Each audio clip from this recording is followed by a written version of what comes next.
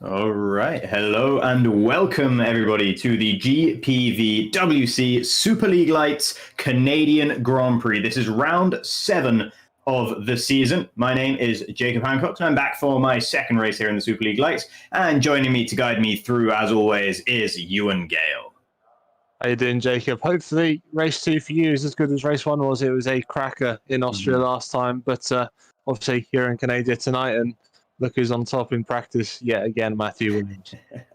Yeah, a rather ominous lap time set at the beginning, or in the middle of practice, I should say, by Matthew Williams. He ended the session almost 3/10 clear of second place person Deegan Fairclough, and Mathieu Kiersmakers was the only other driver, apart from those two, to make it into the 1-minute 10s.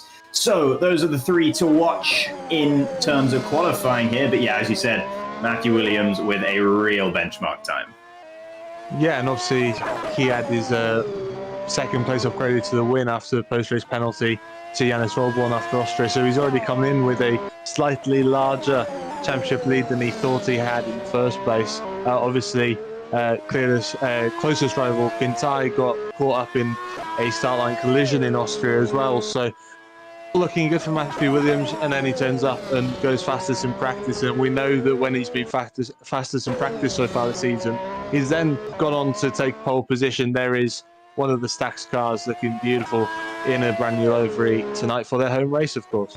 Yeah, absolutely. And it's just as sort of bold and out there as the usual Stax livery, but it's got a different colour set, different sort of vibe to it. I really like it personally. I think it's a really nice little thing. And you got the Salut Gilles on the halo there as well, which is also written on the start-finish line of this wonderful circuit in Canada. Yeah, looks beautiful. The weather's beautiful, and I'm sure he's going to put a beautiful lap in, though he did clunk the curbs a little bit as he's coming over to start the lap. So he's going to try and straighten the car up to the braking zone into turn 1, take as much curbs as he can on the inside. He's slid a bit wide, actually. Now this is just completely critical on the traction. Hardly any traction zones actually around here that are in a straight line. Really difficult for the drivers to get the power down. Really nice and smooth through 3 and 4. Now wind it up through 5, braking for 6 and 7. Pretty nice actually on the curves. Just a really good start to the lap for Matthew Williams, close to the wall. This is where DRS has activated the first one of the lap.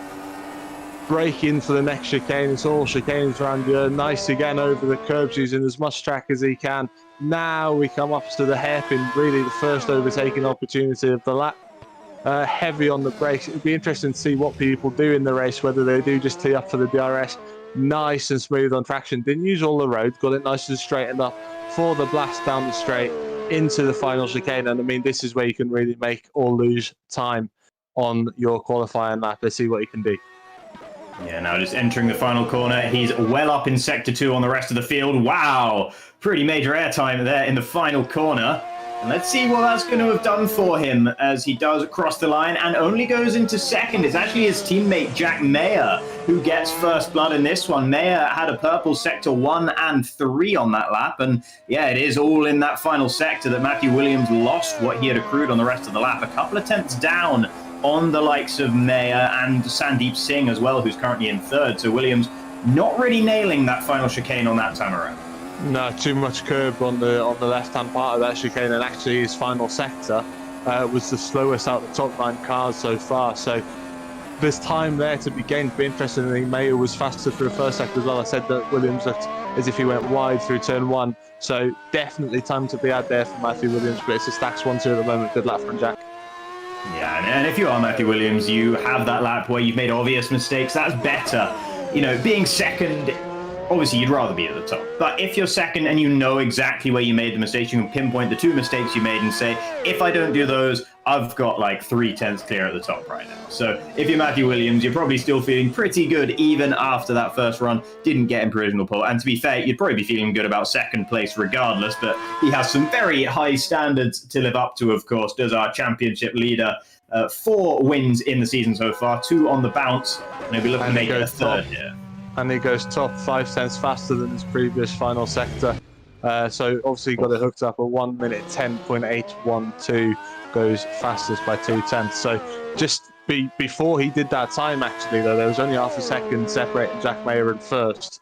And it was Leonov who was in 18th at the time. So really, really tight all the way throughout the field. So obviously it's a bit of a shorter track like we saw at Austria, and it was really tight in Austria as well. So you can't afford to make any mistakes on every single lap. You can do what Williams did, get your banker in. Okay, it was a pretty fast banker with a few mistakes, but if you keep repeating those mistakes, you're going to be in trouble for the race. So good mentality to have, just to be able to put that to a side and, like I said, find half a second when needed it. Yeah, and that's no mean feat. That's a significant amount of time that Matthew Williams has just found there, and he didn't even improve on either his first or second sectors with that. So yeah, once again, looking rather ominous. Here's April Karlsvad, the Swede, driving for the Cosmo Powerworks team that picked up their first points of the season last time out, with James Lambert managing a 9th place back in that very rainy day at Austria. Let's see what April can do. In fact, though, just heading back into the pit lane, evidently not best pleased with that lap. No, I think it might have been an in-lap after a first lap, so maybe she's not able to go for a second push like Williams did. Maya doing the same as Williams actually across the curb. So clearly nice and easy over the curbs and stacks to be able to hit them as hard as it. And yeah, look at the different line that Maya took into turn 1. So he's picking up a bit of time there. Be interesting to see how he hooks it up different to his teammate. Obviously, Maya struggled through qualifying throughout the season, actually been pretty decent in the races and picked up points here and there. Much tighter through the right-hander than Williams was, and then much tighter to the curbs again. So he's attacking the curbs a little bit more, Jack Maya. Let's see how that affects his traction throughout the lap. Exactly, and it's certainly helping him so far. He has got that purple first sector once again. Oh, maybe a little bit deep into turn 7, kind of compromised him through 8 there. I don't think that would have necessarily been the way he would have wanted to drive that particular chicane. And we'll see. Yeah, it's still going to be a green middle sector there. So I believe he's still improving on his previous best lap time. In fact, that purple sector 1 has just been robbed of him by Giuseppe Saracino, who's currently sitting down in 17th. So watch out for Giuseppe in that HG Blue Bolt car, because he is definitely on a fire. But now refocusing on Jack Mayer as he rounds the final corner. He'll be heading up towards the line. Will this be an improvement? And if so, by how much? There is not an improvement there, I don't think. Oh, no, sorry. Yeah, no, that was an improvement. A considerable improvement. It got him a lot closer to his teammate. Yeah, a lot closer. 0.079 now separated them. Kinsai up to P3 for Pescara. I think P4. Here's Saracino across the line after a pretty stellar lap so far. P3 for Giuseppe Saracino. That's outstanding. Really outstanding, great lap. So splits then the stacks from the Pescaras. Of course, that's the big championship battle. And yeah, Saracino put a spanner in the works with Pescara. Yeah, absolutely. Very, very nice lap, especially when the middle sector was more than 3/10 away from Matthew Williams' best middle sector. So that's, yeah, a lot was found in that opening sector by Giuseppe Saracino. Different sort of philosophy for driving the lap, perhaps, finding the time in different places, of course. Still not quite up there with the 2 stacks cars, but up in 3rd for now, and that is definitely a bit of a coup for the Italians so far. Here's Omari Watson in the V12 Crossfire car, who also seems to be on a pretty solid lap, and once again clunking the curbs in a major way through the final couple of corners, crossing the line, and will move up into P6. So that's a decent lap time for Omari as well. Yeah, there's green lap times coming in from everyone. Obviously, we had Mayo, we had Saracino, Kinsai went P3, Watson there, P6, Ayres up to P7, Matthias Debrovsky for PLS up into P8. That's a fantastic lap as well. Dina Paolini, P10, went green. Lexo for Neptune in for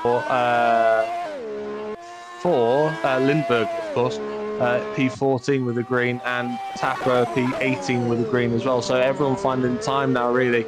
There's Fairclough, who want to be higher than 11th. He was up there in practice, purple through sector 1, a little bit over the curbs through the final chicane there, or the final chicane of the middle sector into the hairpin. Nice and tight. That was the Matthew Williams line. Powered down, nice and easy down the straight. Let's see if he can hook it up through the final chicane. Yeah, at the moment this is on track to be around 3rd or 4th, I believe, based on the first couple of sector times from Deegan Fairclough, as Matthew Williams just moved himself much clearer at the top, and Kiersmakers went into P3. Let's see if Deegan Fairclough can dethrone the Belgian as he crosses the line, and indeed he does, up into 3rd himself for the young Brit in the V12 Crossfire. Nice lap from Deegan, but Williams even further clear at the top. Yeah, ominous again, and well, that's 3/10. We thought Mayer was right on par with him, and clearly not at the moment. But obviously, that's Williams on his third lap of the session. Everyone else has done 2. Then off goes P15 for Revo, and obviously Revo have got another driver in again. So Luke McGuire not here this time. Adrian Faber down at P26 at the moment, so not great for Revo after the strong start to the season, having to swap a driver in and out all of the time. No Martin Hemmingson, who started the season, but Faber not doing a bad job actually in terms of time, considering he hasn't been in the car all season. Yeah, currently sitting there in P26 ahead of a few drivers in the order. But yeah, the lap time is in the 111s, and that's where you want to be. It's in the ballpark, as Jukka-Pekka Laulu just moves into 11th there for Royal Blue Racing. Is Michael Teichmann, another driver who is standing in today for the TR Blue Boss team, and currently only managing 27th in the order. Thomas Harvey seems to be going quickly. That is indeed a purple first sector. The middle sector's okay as well. It's not bad. It's not his best, but it's still in the area you'd like it to be. So this could be a very good lap for the other Blue Voss car as Thomas Harvey comes up towards the line now. See what he can do. He's been up there in qualifying most rounds in P6. Isn't a bad effort at all. And look at Pescara starting to slide down P7 and P8 now for Kintai and Singh. But they will have another run. 4 minutes 17 to go in the session. Saracino coming through the final corner. And another clip on the wall. So he's really pushing the boundaries through that final chicane. Saracino over the line. Goes P2. Great lap. Cool. Fantastic stuff from Giuseppe Saracino.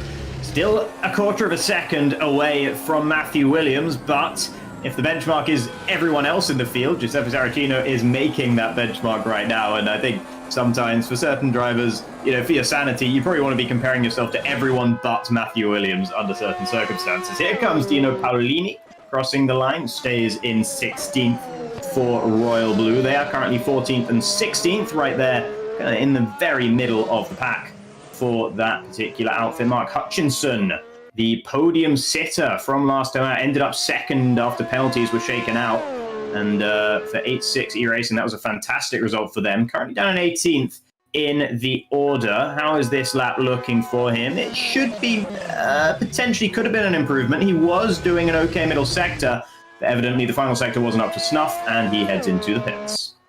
It's ridiculously tight from sort of Sandeep Singh, maybe Kintai, P7, Harvey P6 actually, all the way down to P16, Dino Paolini, about 2/10 separating those. So that's the fine margins that really galvanizes Unite in Superleague Lights, and indeed the rest of the GPVWC. So close, and it's just hooking up that one corner, as we've seen from Saracino or Williams up the top. Hooking up one corner can really change your night. So last run's going to come in now. 2 minutes 33 left to go in the session. Kintai all out of shape through the hairpin. Let's see what people can do.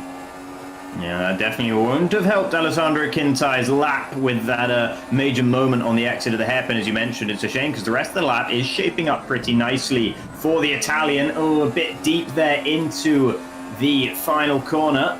Let's see, will there be improvement nevertheless for Alessandro? No, just going to stay there in 7th. And I think that was just about 2/100ths of a second off his previous best. So losing that in the final sector. And Pescara need to find that improvement quickly because there's only 2 minutes left in the session.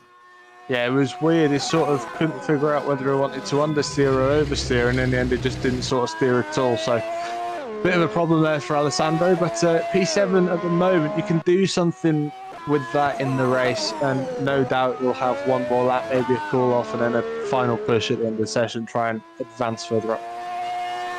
There go Poom, crosses the line and stays in 22nd. TTF Racing driver down there inside that bottom 10 in the field at the moment, one place behind Vodka Hoekstra, who we now see here, the HM Engineering car.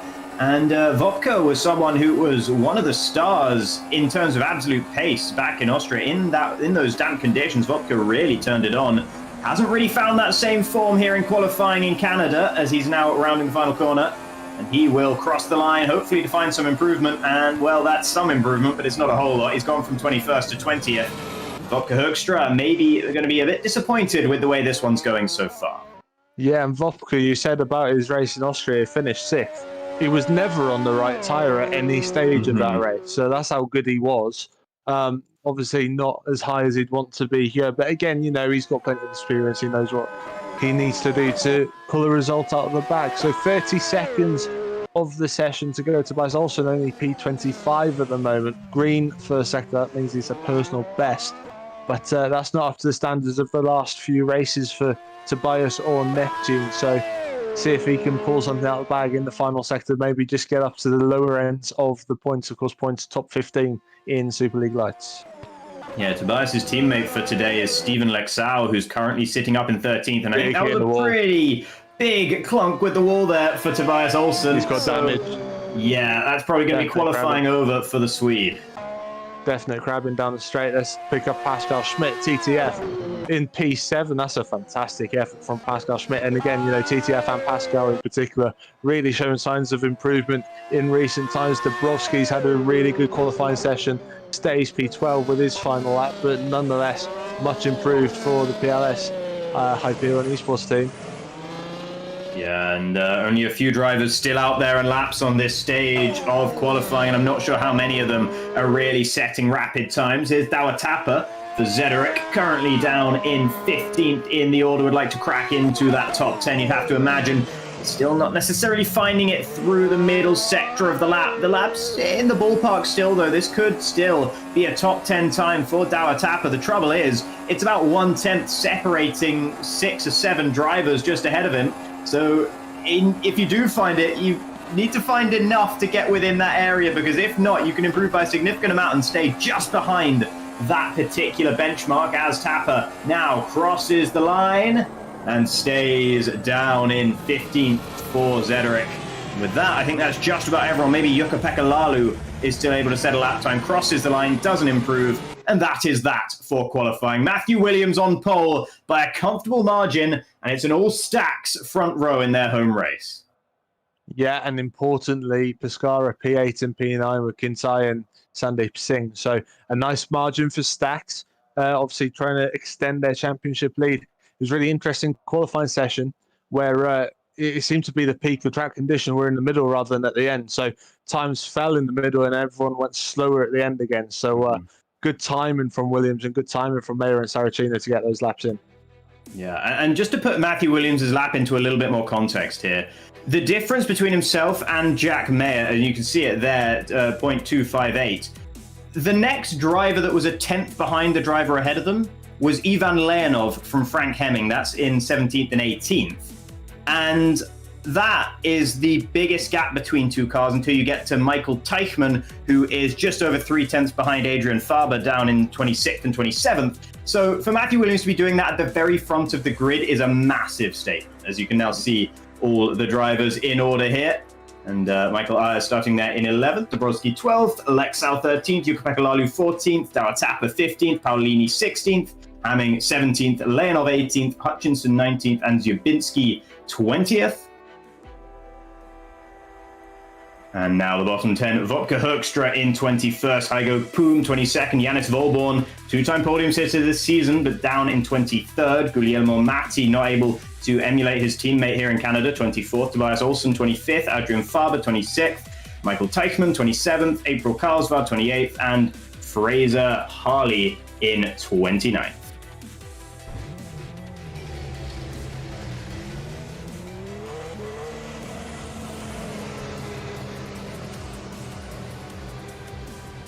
So with that, I believe we will be going to a brief break while the drivers get warmed up for the race itself, and we'll be back in just a few minutes' time.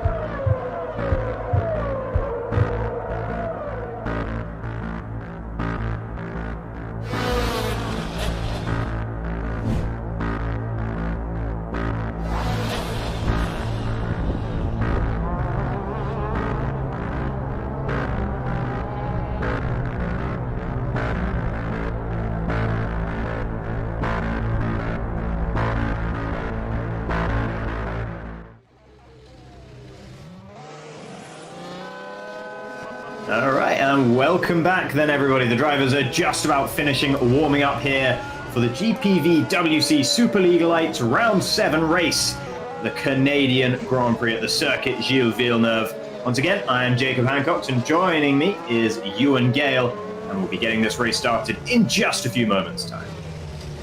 Yeah, looking forward to it, Jacob.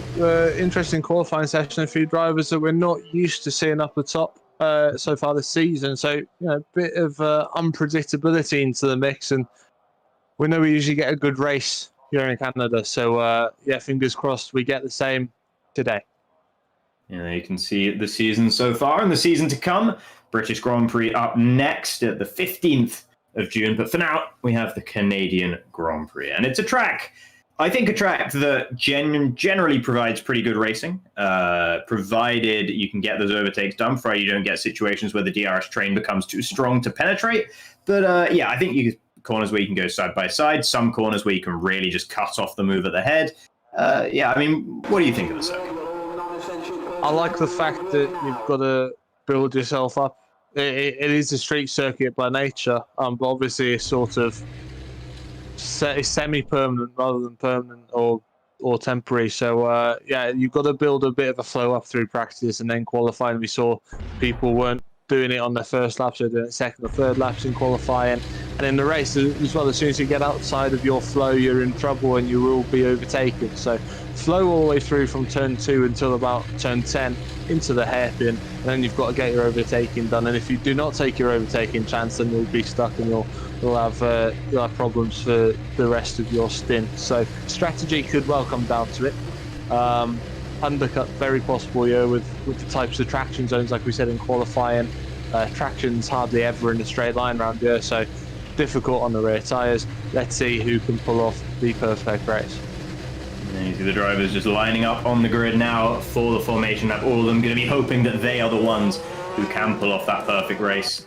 And there you see the two Stax cars at the front as they make up the front row, with Matthew Williams taking pole once again, and both Stax on the front row with Jack Mayer second, then Giuseppe Saracino up in third. DNF the last three races will be hoping for a big result here, with Deegan Fairclough fourth. Matteo Kiersmacher's right up there on pace as well. The Belgian is fifth, with Thomas Harvey, the TR Blue Boss, in sixth. Pascal Schmidt with a great qualifying in seventh, with Alessandro Quintai, the first of the two Pescaras, in eighth, with the second Sandeep Singh just behind in ninth. Amari Watson for V12 Crossfire, and just about nabbing a spot in the top 10, with Michael Ayers and Matthias Debrovsky in 11th and 12th. Stephen Luxo in 13th, with Jukka-Pekka Laulu just behind 14th. Dawa Tapper 15th. Dino Paolini, the second Royal Blue, there in 16th. And we have Frank Hamming for HM Engineering and Ivan Leonov in 17th and 18th. Mark Hutchinson, podium sitter last time out, down in 19th on the grid here. Matthias Zubinski in 20th.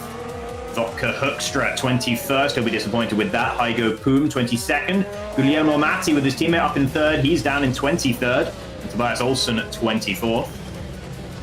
Adrian Faber standing in for Revo Racing, he's 25th. Michael Teichmann, same story, but for TR Blue Voss, he's 26th. And then April Karlsvard 27th, with Janis Volborn 28th. And Fraser Harley rounding out the grid for Cosmo Powerworks on his own on the back row in 29th. Yeah, I think he came into qualifying late as well, so didn't set a time, and that's why he's at the back. But we'll be able to do something funky with strategy, I'm sure. So a pretty short formation lap, and obviously it's a short lap anyway. Don't want to be sitting on the grid for too long, but the Stax cars really can work together to build up a nice gap at the top, especially with Pescaras down the bottom of the top 10. Yeah, it's a formidable sight seeing those two Stax cars at their home race on the front row of the grid with their special livery. They're top in the Drivers' Championship with Matthew Williams. They're top in the Constructors' Championship. Jack Mayer is himself only down in 15th in the Drivers' standings, but if he manages to make good on his qualifying promise here, he could well be skyrocketing up the order and really solidifying the Canadian team's grasp at the top of the Constructors' standings. And it's up to the rest of them to try and do something about it. Giuseppe Saracino, going to be one of his best qualifyings of the season for sure, there in third. Best finish this season of a P9, so he'll be hoping that he can go considerably better than that and maybe nab himself a podium here, as the lights are now coming on here in Canada. And we are underway for the Canadian Grand Prix, and it's already a very clean start for both of the Stax cars. I say that, but Jack Mayer has been sent off into the wall and doesn't have a rear wing anymore. That was Giuseppe Saracino, who completely lost his braking zone. There's a car upside down in the background. Cars smoking. A lot has gone wrong immediately off the start line here. There's only about 6 or 7 cars that have made it through cleanly by the look of things at the very front, then a bit of a gap down to the rest of them, but Matthew Williams still leads the way for Stax. Yeah, when the cars caught up, Alessandro Quintai down in P24 at the moment and actually out of the race. Alessandro Quintai out of the race. So 2 races in a row, Quintai gets caught up in a first lap accident. Yeah, and I think that might have been him I saw upside down. It was definitely a blue and white car that was upside down for a moment there. As now we see a couple of cars battling. This is Mark Hutchinson. He's managed to pick his way through the debris. He's up in 14th right now and passing a car without a front wing. Pascal Schmidt still going for TTF as well. This could be a big result for that team. They're currently sitting down towards the bottom end of the constructors' standings, but he's running up in 6th with Michael Ayers just behind him for now. Just having a look as well, Hoekstra I think is out, Hammond out as well, so both HM Engineering cars out on lap 1. It looks as if Mayer, obviously without a rear wing and a front wing, Teichmann, Matti, Karlsvad as well, who might be in the pits. I think Paulini and Olsen also into the pits, so plenty of cars involved. Williams, a lovely gap, 1.3 over Saracino, who triggered it all already, in effect, profit P3. Yeah, Saracino doesn't seem to have lost too much as a result of it. Jack Mayer certainly lost a whole lot off of his car, but Saracino seems to have survived the contact at least, and Fairclough actually had a bit of a moment behind him there, putting himself under pressure from the Zederek of Kiersmakers, who's also still running up there in 4th. The front few, the incident with Jack Mayer didn't really catch anyone behind them out. There were some other incidents that went on behind, and that's where we've seen the sort of perforation of the field. Sandeep Singh for Pescara has managed to keep going. He seems undamaged, but he's lost a chunk of time to these front few runners.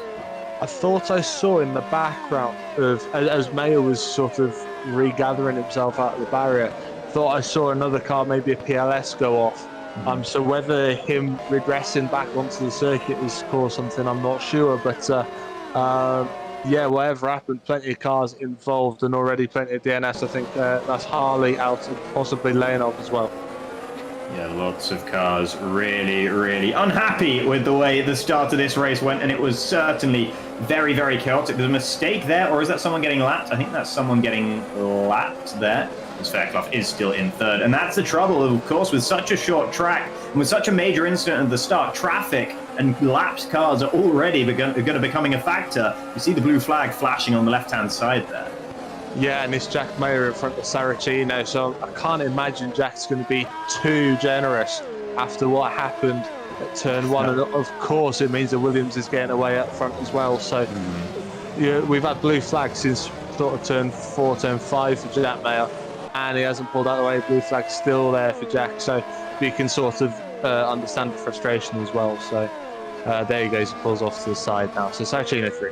Yeah, I can understand him wanting to maybe hold up Saracino after what happened into turn 1, but you got some innocent parties, innocent bystanders in the form of Fairclough and Kiersmakers just behind as well, so you don't necessarily want to be punishing those guys at the same time. Here is Fairclough pretty close behind Giuseppe Saracino right now, and the Italian has not been able to live with the pace of Matthew Williams so far in this race. Currently about 2.3 seconds between our race leader and the man in 2nd place. With Deegan Fairclough looking like he's potentially going to be a little bit faster than Saracino. There's a couple of tyres on the track there on the exit of turn 3. Hopefully that's not going to cause any issues. No, hopefully it doesn't. It's been a messy start, you know, all the way through the season. Apart from Austria, of course, we've pretty much had clean starts, clean first stints, and everything's kicked off after the first pit stop. Now we're starting to string out, although Saracino has pulled back into Matthew Williams a little bit after Jack Mayer got out of the way. So I don't know whether Saracino may have had DRS, having picked it up from Mayer on the last lap to close in a little bit. But 1.3 the gap now, back down to what it was before the blue flag started coming out.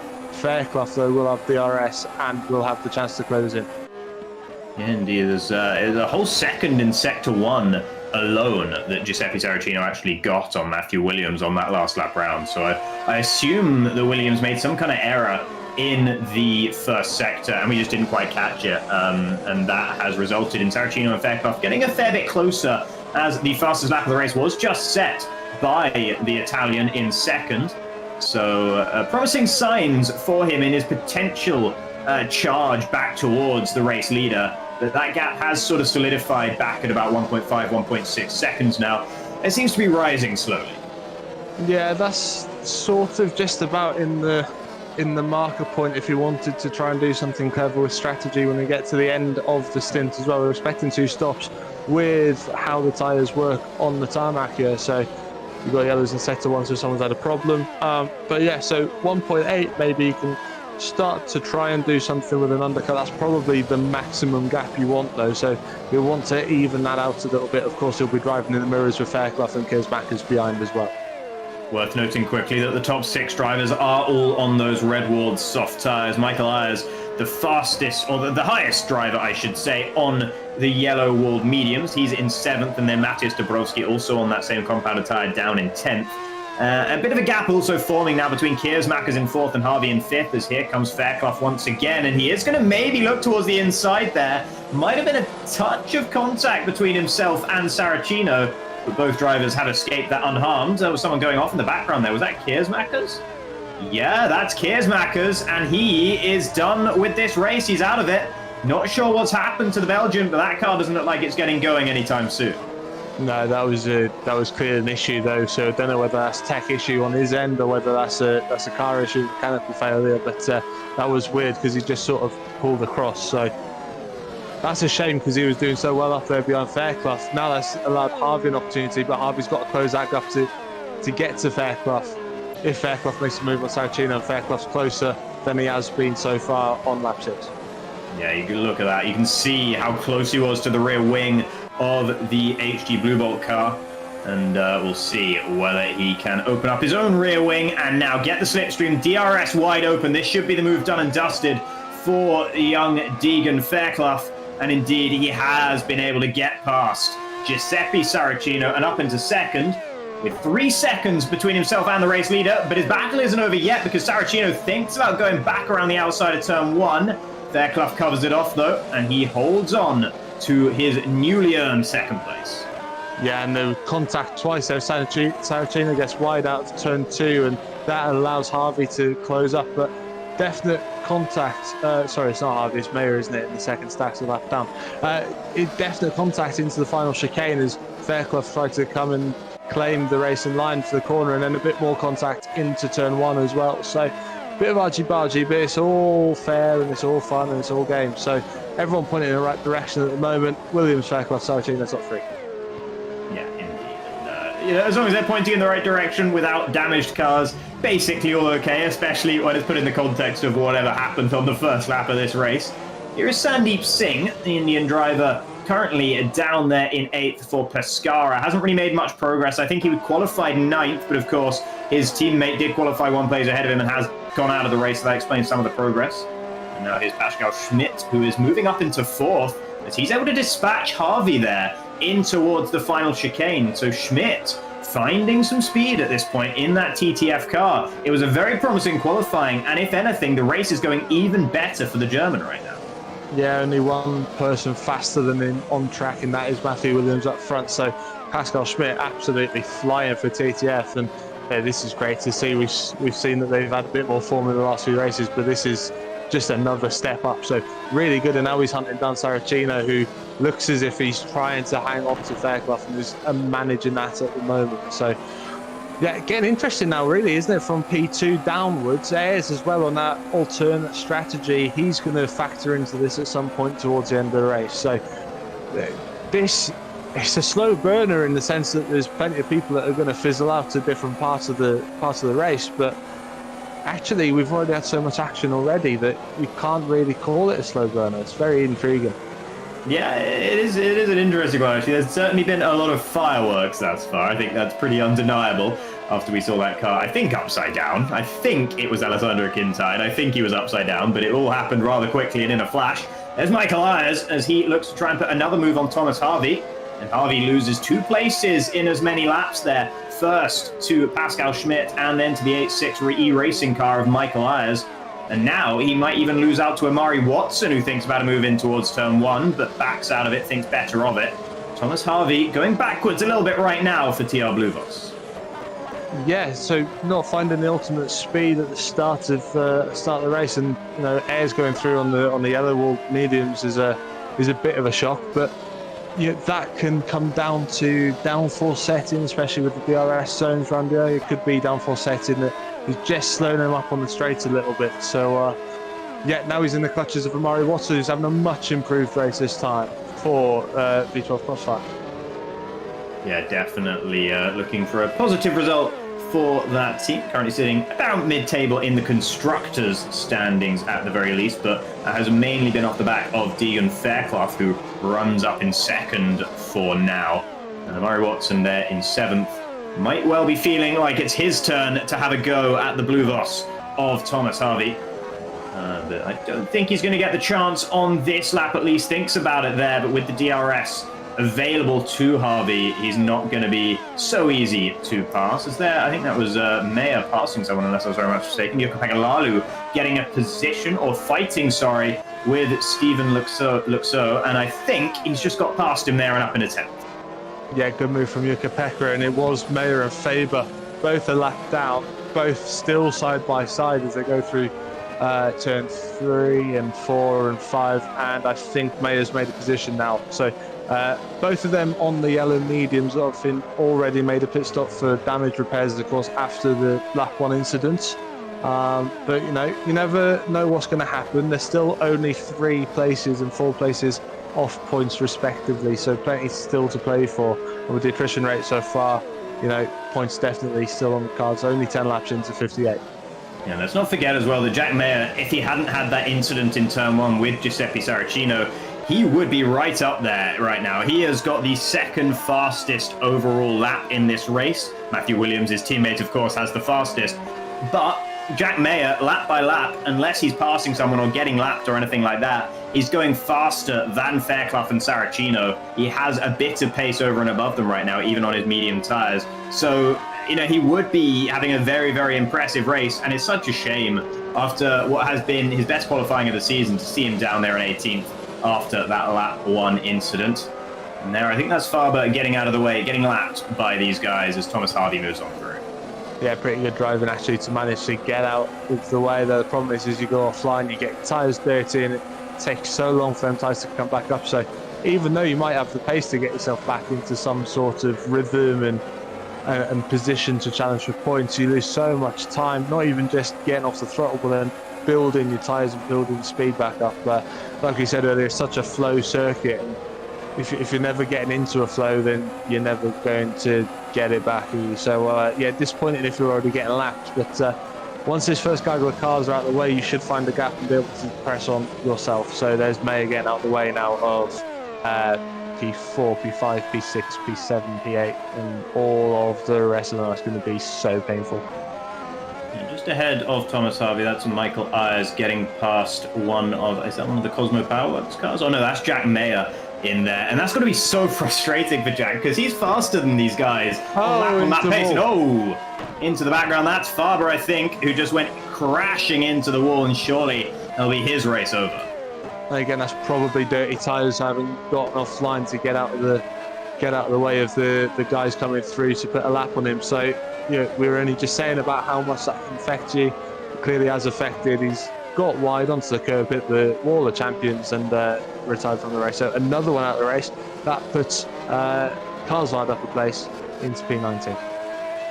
Fairclough has been faster than Matthew Williams on the last 2 laps, only about 1/10 of a second each time, but he is at least matching the race leader and doing slightly better than that even, so that's encouraging right now for Deegan Fairclough. The gap is still about 3.8 seconds between himself and Williams, so he's got a lot of work to do if he wants to rejoin the fight with the race leader. And Williams, of course, could well be managing his pace, managing his tyres right now. He can afford to with that 4-second buffer that he's made up. But at least, there's a little bit of hope there right now for Deegan Fairclough. Yeah, Martin Watson just having a little sneak peek down the inside into the final chicane on Thomas Harvey, but nothing doing for the crossfire. That let Sandeep Singh close into the back of him as well for Pescara. The sole Pescara, of course, Kintai already out after the lap 1 incident. It's going to be interesting to see for me with the pace that Ayers has got, and to be fair, even Debrovsky still hanging in there in the low 114s. You know, the pace on the yellow mediums could be the key to the race between Williams and Fairclough, because if Fairclough can find a bit of pace on those yellows, then that 3.84 second gap is going to evaporate as well. So, you know, it looks like Williams has got it all under control. You never know how the car's going to react on the different rubber compound. Yeah, there's not a whole heap of cars who are close together out on circuit at the moment. Here we have on our screens Harvey, Watson and Singh, who are all very much close together, and Singh thinks about a move into the hairpin. Usually you want to wait until after that. And Watson, yeah, losing the position in the end there to Singh. Oh! And was that contact with the wall there? Yeah, definite contact with the wall. He got so out of shape of the hairpin, Harvey. That's what caught Watson out, and that's what allowed Singh. I don't know what Harvey was doing. Maybe just loss of concentration. He comes into the pit and probable damage after the damage wall, but he really scuppered Amari Watson through a hairpin. That allowed Singh through. And do you know what? It might even be a disconnect of some kind, tech issue back with Thomas Harvey. Terrible luck. Yeah, terrible luck. That corner, as Martin Brundle likes to remind everyone oh so often, that corner was once a corner. It's no longer a corner. The exit of the hairpin, turn 11, technically, if you look at a track map. But you don't have to think about it usually. Unfortunately for Thomas Harvey, whether it was due to a lapse of concentration or some kind of tech issue, it was rather more forefront in his mind for a moment there, and he will not be finishing this race. So he was having a very promising race up there inside the top 6, but now that has all gone astray for him. Only 18 drivers remaining in this race, and we're only on lap 14. Yeah, really attritional. The only thing I can think of, the way he didn't sort of make it to pit, it makes me think it's a tech issue, a disconnect or something, because he just sort of straight lined it into the pit. So it was a weird incident and a real shame. But like I said, he got out of shape at the hairpin originally, and that's what let Singh through on Watson. So that's poor news for Watson, because Watson was flying. But here's a move, I think, is Hutchinson on Lexo, and Hutchinson really, it's textbook move, but gets a bit squirrely on the exit. Does that allow Lexo back in with a chance? Nah, too much of a gap. So good driving from Mark Hutchinson to get into the top 10. Yeah, Hutchinson recovering after 18th on the grid, and he'll be wanting to get some good points in the bag. His first points of the season were, of course, that podium last time out, sitting 20 points in the championship as a result of finishing second place at Austria. So if he can get more points in the bag, he would definitely be liking that. And he'd be looking pretty solid in the championship, because there haven't been many drivers who have been terribly consistent in the championship so far. It's only Jukka-Pekka Laulu is currently sitting 3rd in the drivers' standings, and he's only got 54 points to his name. So if you're on 20 points after 2 races, which Mark Hutchinson is, and one of those races he retired in, he could well be looking to try and get up towards 3rd, maybe even 2nd in the standings if he continues to put in good performances. Right now, qualifying here in Canada wasn't great for him, but the race has been looking a little bit improved, albeit partially because a lot of other drivers have fallen by the wayside. Yeah, but not just that. We're talking about how tight the gaps are in qualifying. We were saying, a 10th is dropping you down 8 places.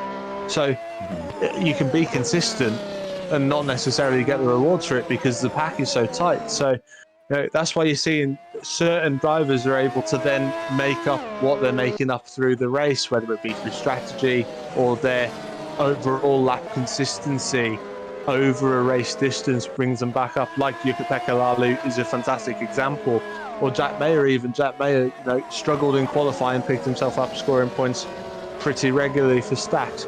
Obviously, you've then got someone like Matthew Williams who is consistent to the point where he's winning and putting fastest laps in.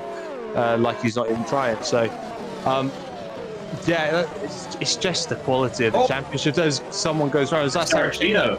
It was Saracino. I was about to say, Saracino's fading fast. I think his tyres were really starting to cry enough, and you could see it there as he tried to put the power down on the exit of the hairpin. The car just gives up on him, goes round, and Saracino falls from 3rd to 7th. Will we see him entering the pit lane on this lap? Yes, indeed we will. Not wanting those soft tires on that car anymore. For the last sort of 3 or 4 laps before that, he'd been half a second to a second off the pace of where he would usually be. So he was struggling out there. And yeah, it's going to be the yellow-walled medium tires for his second stint, but he's lost a significant amount of time with that spin. Yeah, it might have just been my eyes deceiving me as he was coming into pit lane, but it didn't look as if the steering wheel was straight in a straight line, so I don't know whether he picked up damage somewhere and that contributed to the spin, but all looks fine. It was a pretty decent pit stop, so it must have just been me deceiving myself. So he's back out. He wouldn't have lost too much. He would have lost plenty of positions, but now he can get some fresh rubber on and try and make up some time before everyone else pits on those yellows. So, you know, he's still only P11 after all of that, so plenty of points still available. Michael Ayres, by the way, P4, and sort of doing what he did in India. You know, just working his way through the top 10 quietly and eking himself into some sort of position. So Michael Ayres P4 on the yellow mediums on a completely different strategy to everyone else as Fairclough comes in. Is that Fairclough without a front wing? It does appear to be Fairclough without a front wing, and he's just heading into the pit lane. And he set the fastest lap of the race, not this lap, but the lap before. He hadn't lost a significant amount of time before heading into the pit lane compared to Matthew Williams. So I wonder if he picked that up on pit entry, that front wing damage, perhaps, because if he picked it up anywhere else, he lost almost no time in doing so, and that's very hard to imagine if you lose your entire front wing. Either way, he will have that repaired in the pit lane, and he does indeed, as a result of having to make those repairs, come out behind Giuseppe Saracino, who he was about 8 seconds ahead of before the pit lane. He's lost about 10 seconds in total to the Italian as a result of that swing. And yeah, maybe it did cost him a little bit more time than I realized. Yeah, and yeah, we were saying earlier about how difficult the pit lane is to get right in terms of getting your braking zone, because you're braking whilst you're still on the racing line for the final chicane, but you're braking later than you would for the corner, so you're picking your braking zone. And if he's gone long, yeah, there's also a chance that he's picked up a pit lane speeding penalty. That's there you go, the closing speed by Ayres. Ayres in first there out of the front runners on the yellow, so that's a bit of a surprise. So let's see what he does strategy-wise. Goes on to the red soft tyres. Let's see what he can do on his outlap. This could be crucial to try and get second off Pascal Schmidt. It's a curious decision from Michael Ayres, because those mediums were really looking like the tyre to be on at that point. Of course, these fresh softs will be superior, but he was gaining time on those around him. Maybe he was worried about getting bottled up behind Pascal Schmidt, who's currently running P2. And Ayres trying to pull something perhaps to try and close the gap to Matthew Williams, potentially, but he was about 14 seconds behind the race leader before he came into the pit lane, so that's a big ask. He has come out ahead of Fairclough and Saracino, and to be fair, he might have noticed that there was some sort of incident for Fairclough and an incident for Saracino, and decided that now was the time to pit to ensure maintaining track position on those guys. He's got clean air so he can undercut Schmidt as well, and he can close in on Williams. You know, his best lap was only well, it wasn't that far. It was about half a second off Matthew Williams' best lap, and that was on the harder tyres. So there's Schmidt in now to try and cover that off, and Watson's in as well. So this is crucial then. Let's see what Schmidt as Lalu hops the chicane. He'll have to go around the bollard and lose a bit of time. He was right up behind Debrovsky it was, yeah, so he's lost plenty of time. Where's Schmidt going to come out of the pits then in relation to Michael Ayres? Yeah, both Schmidt and Watson in the pit lane, as you mentioned. Here is Pascal Schmidt on pit exit, and they are already behind Ayres. And there is that Michael Ayres himself just ahead of him. I believe it is. Very, very close stuff in the end, and Pascal Schmidt can't maintain the position ahead of Ayres, who now is on the superior compounded tyre, at least for the next few laps. Those red softs are going to be bringing a bit more grip over these first few laps of the stint compared to the mediums on Pascal Schmidt's car. Now you see Watson just a little bit behind, 2.5 seconds adrift of this pairing. Purple sector 1 for Michael Ayres then on his first push lap. Williams coming into the pits. He's just on a purple middle sector, so you could tell he was coming into the pits. Williams going to come into the pits and make sure he can conserve his gap now to P2.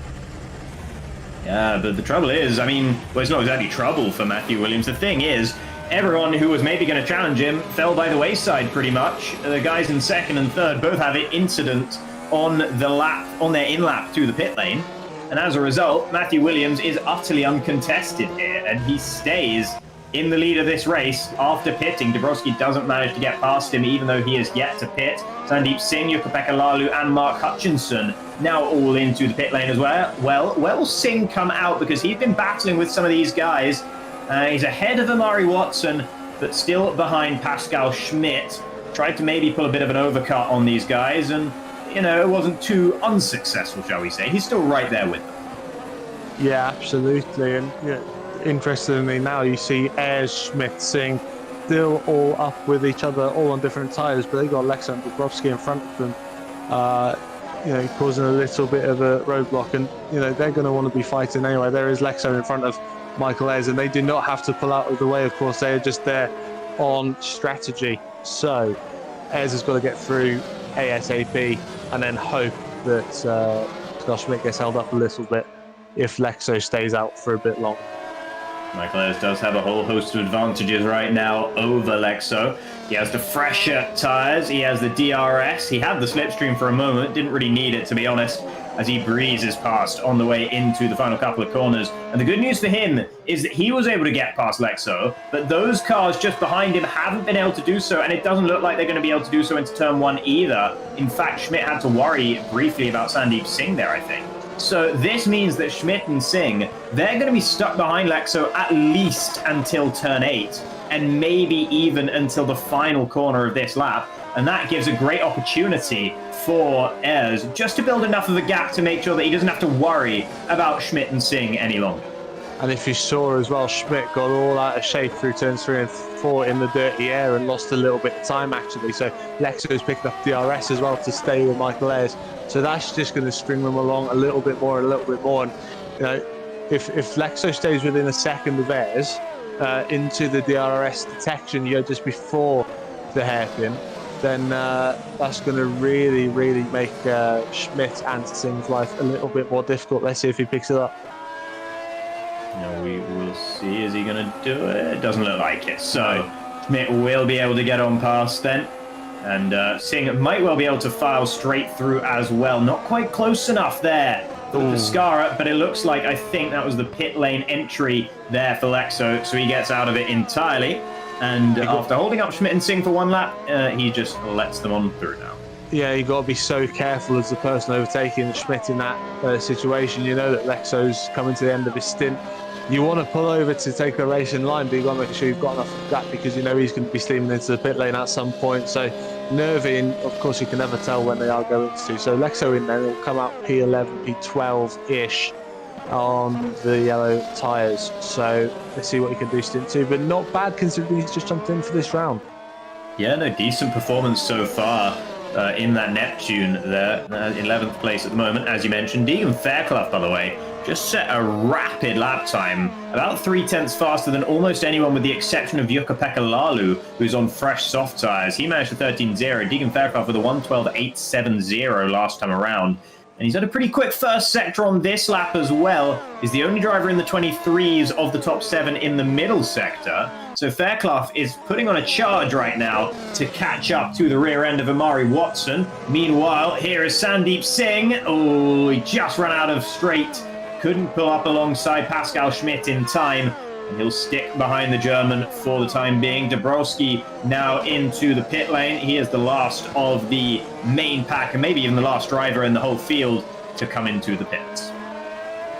Yeah, so a pretty decent stint though for Debrovsky. So he was on the yellow. So look how much of a gap he managed to, 5-6 laps compared to Ayres on them. So the reds and the yellows going a similar distance as well. It'll be interesting to see what people do when they get to the to the second stop. If they do a second stop, I imagine they will, looking at the lap distances that they're getting off the tyres. Interesting to see whether people go for the reds or the yellows. Depends, I guess, what downforce levels they're running now, where they can keep the tyres in. Yeah, Matthew Williams responded to the pace of Deegan Fairclough by setting a purple lap last time around. He's also in the 1:12.8s. And he's cooling off a little bit on this lap compared to that. I think he saw maybe that Fairclough had set the fastest lap and thought, actually, I want that back, thank you very much. And then proceeded pretty much just to take it back pretty much straight away. So, yeah, definitely still one of the fastest cars. Well, the fastest car out there. I think that's his teammate Jack Mayer unlapping himself with this pack of cars that he's been lapped by, unlapped by, lapped by several times in the course of this race. And he is having a frustrating time of it, you'd have to say, down in 17. Yeah, and goes into the 1:12 with that as well. Mark Hutchinson also nice and fast on his red tyres down in P9. But yeah, I mean, like we said, Jack Mayer still a bit to work for if points become available. We're not even halfway through the race yet, and we've had so many retirements, so much on-track action. Of course, now that we've got lapped markers and back markers in the mix as well, anything can happen. Here's the two crossfires. Watson now ahead of Fairclough, of course, after Fairclough's front wing went walkies. But Fairclough looks like the fastest guy out of these lot. So, yeah, I think we're going to have some fireworks coming. Are we expecting to see Watson letting Fairclough through here as well? I mean, Fairclough was running up in second before he had that incident and has generally been either the second or third fastest driver in the field, in the warm-ups, in the practice, in qualifying. He's always been there or thereabouts. To be honest, whether he's going to be let through or not, I don't think it really mattered because he's going to be able to breeze past anyway. Sing wide here. Jack Mayer through then to unlap himself, but obviously Singh's lost time as well to Schmidt. So Mayer on an absolute charge, and that's going to really wind Sandeep Singh up.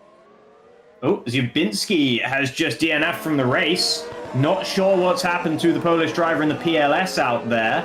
He becomes another retirement. I believe that makes him our 13th retirement in this race. We're down to 17 cars in the field with the demise there of Matthias Zubinski. Yeah, absolutely. And like we were saying, you know, Jack Mayer, April Karlsvad, Janis Volborn, you know, all laps down, 2 laps down. That puts them, well, Volborn into the points then a lap down. So this is why, you know, even if you get massive damage like Jack Mayer did on the first lap, you know, still points to play for, and points at the moment in a championship battle as well for stacks, especially with Alessandro Quintai out for Pescara. You know, 1.2 points can make all the difference at the end of the season. Absolutely it can, as Williams sets the fastest lap of the race once again into the 1:12.7s. And there goes his teammate Jack Mayer getting past Pascal Schmidt. So he's unlapped himself from that whole train of cars. Now he's got about 4 seconds of clean air up towards Michael Ayers. And if he can get past him, which might be a bit of a taller order, but if he can get past him, then he's got a big chunk of time between himself and his teammate. Somewhere in amongst there is also Janis Volborn, as he is only about 4 seconds ahead of Jack Mayer. So I think Volborn is actually between Mayer and Ayers right now. And he's got to be the target for Jack Mayer because that is, as you mentioned, 15th place and that 1 championship point. Yeah, and the problem is that Volborn is no slouch when it comes to defending. So we saw that in Austria. It ultimately cost him the win, unfortunately, but obviously still came third when Lucas Chaos Mayer goes through. So it looks as if Volborn actually came off the gas to let Schmidt through, and Mayer was like, okay, thank you very much, I'm going to go through there. So a bit clever from Mayer. Now he's got to get out of the way of Schmidt unless he can just drive off into the distance, and maybe that's not what Volborn had in terms of out-and-out speed, that Mayer can just drive down into the distance and try and get out of the way of the leaders, as Schmidt, obviously, and then Singh. And look at that. It's Fairclough all over the back of Sandeep Singh. Yeah, this battle gonna be a new one here. We haven't seen these two going at it quite yet. And it was Singh trying to get past Pascal Schmidt a couple laps ago, but he made that mistake. Jack Mayer got in between, extended the gap a little bit between the two of them, built a bit of a pocket for Schmidt to play with. And now Singh finds himself the one under pressure instead. I wonder if there's something wrong with Janis Volborn's car. He might just be letting everyone through just to keep driving, but he set several very slow laps in a row now. This last one, a 1:23, admittedly, he let a whole train of cars through, but before that, it was a 1:18 and then a 1:16 before that. So I wonder if he's got a bit of a problem in that Razor. As I'd be surprised to see him ceding that championship point quite so easily to Jack Mayer as he did. And he's already looked 10 seconds behind Jack, who is now 15th and has 23.5 seconds himself to make up to Hygo Poom, who is 40th. Yeah, I think you're right, because I mean that gap still stretching out. Look, is 13 seconds now, so maybe there is an issue for Yannis Oldborn. The Tapper just did the fastest lap of the race, at 1 minute 12.5, showing the pace in the Zederic, but only down in P13 and 14 seconds off the next car ahead, Dino Paolini. On board with Sandeep Singh then, chasing Pascal Schmidt as we cut across, because Mark Hutchinson is trying to make a move into the final corner, all over the back of Giuseppe Saracino, who just hasn't quite got the ultimate pace he had in qualifying. Hutchinson, though, cannot make a move. He's not close enough. So stays in P9 for 86 Racing, but all over the back of Giuseppe Saracino.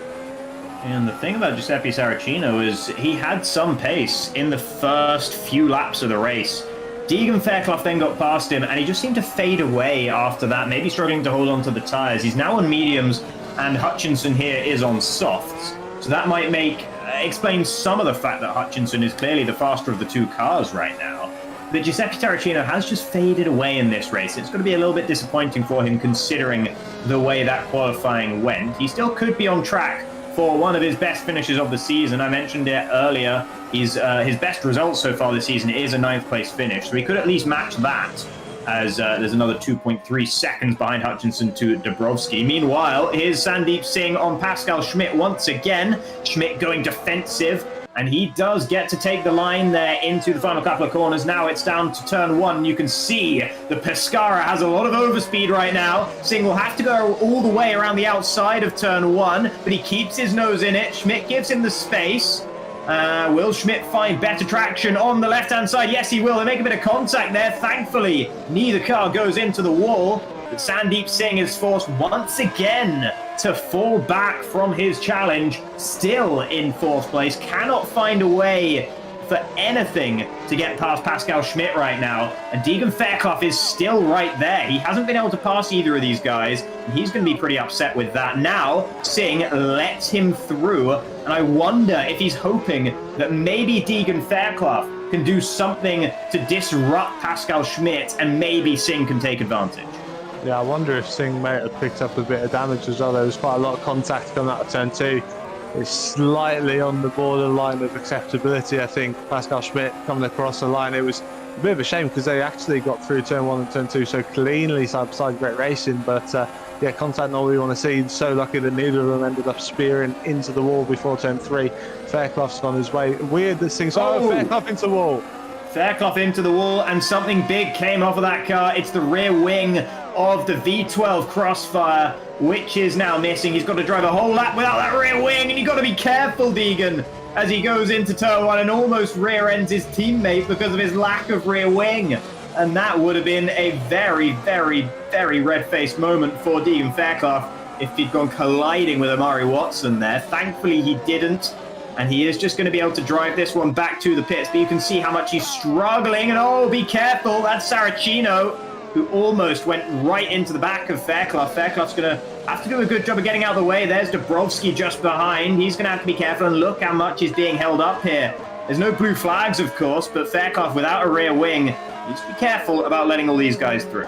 He's not doing that bad a job, considering I think he's also got suspension damage. You can see the steering wheel crabbing. You can see, look what happens as he hits the curb as well. You know, it's not tracking right at all, that car. So not a bad job, really, actually, getting out of the way. He was always going to cluster up through the middle sector. And he's, you know, with the amount of cars in this race, points are still going to be available. So get it back to the pits, get the pair done. He's knocked the front wing off. He's knocked the back wing off. 2 for the price of 1, but still in a race. Of course, it was the infamous Wall of Champions where Fairclough was. There was a bit of contact between these two. And that's Hutchinson. Yeah, he's been able to get ahead now of the Italian. Maybe in part thanks to the disruption caused by Deegan Fairclough when he was letting all these guys through. Saracino was balked a little bit by Fairclough. And as a result, it seems that Hutchinson has been able to find his way on past. Did seem like it was coming anyway, though, to be fair. So it might have just happened on this lap regardless. Now Debrovsky is within DRS range of Giuseppe Saracino, so his day might get even worse right now. Yeah, impressed, because it looked as if, as we cut back, it looked as if Hutchinson was going around the outside into the right-hander of of the final chicane. So that's a pretty daring move to pull off, and obviously both drivers give each other enough room and both can carry on, so good driving from both. Debrovsky in P9 now made his alternate strategy work on stint 1, dragged it out, and now he's on the faster tyres right behind Saracino, looking to make a move into P8. Just looking at the current pace of all the drivers out there on track, Matthew Williams is 0.6 of a second faster than anyone else on that last lap. The second fastest driver was Jukka-Pekka Laulu on the soft tyres down in 6th. Sandeep Singh's just gone and bridged that gap a little bit with a 1:13.1. But Williams is really setting an electric pace right now. You can see the gap between himself and Michael Ayers at the front is now just cresting 19 seconds. And that is really incredible from Matthew Williams, to be honest here. We're past halfway through in this race, just about. And it is, of course, his team's home race, and he is definitely doing the Stax outfit proud right now. So impressive. Jack Mayer back into points as well, so still going to be double points by the looks of it, even though all the troubles that they had on lap 1 with Jack Mayer. Dean Fairclough as well got back into the pits, got the damage sorted out in P14, so still on for 2 points, and only about 10 seconds off the back of Hygo Boom, so points still available, and of course other people are going to pit. Let's see if he can get to the end. Only 25 laps to go as Debrovsky goes through into the hairpin. Yep, nice move there by Debrovsky. Seemed a little bit too easy, to be honest. Saracino almost seemed to get out of it and allow the Polish driver through. Debrovsky gets the benefit of the DRS as well. I wonder if maybe that was Saracino's idea, was to try and snipe the DRS. I'm not sure. Ooh, Debrovsky there making the mistake in the final chicane, and that nice overtake is completely undone. The pole will have to go right back at it. That's so frustrating when you spent a few laps clawing up. You get the move done, and he could have waited until the final chicane with a bit of DRS, but he got the move done cleanly into the hairpin and then throws it all away at the very next corner. Massively frustrating as we cut back up to Sandeep Singh, still trying to chase up to the back of Pascal Schmidt, who's doing so well to hold on to P3. And his whole plan to allow Fairclough through to maybe do something about Schmidt came to nothing when Fairclough promptly threw it into the wall straight after. So Sandeep Singh has tried a lot of things now to get past Pascal Schmidt. He's been frustrated at every turn. Let's see if the final chicane will work for him this time around. He's gone to the inside. He has the inside, and I think this time Sandeep Singh will be able to finally make the move. He's up into third, has his DRS open as well. Pascal Schmidt down into 4th, and finally cedes that bottom step of the podium to Sandeep Singh in the Pescara. He did a really good job though, Pascal, not compromising his line too much, hanging out on the outside there. He managed to cut in as close to Sandeep as he possibly could and minimise the time lost, and that's given him a little bit of a buffer at least to Amari Watson, but I'm pretty sure that Watson will be all over the back of Pascal Schmidt now, looking for P4.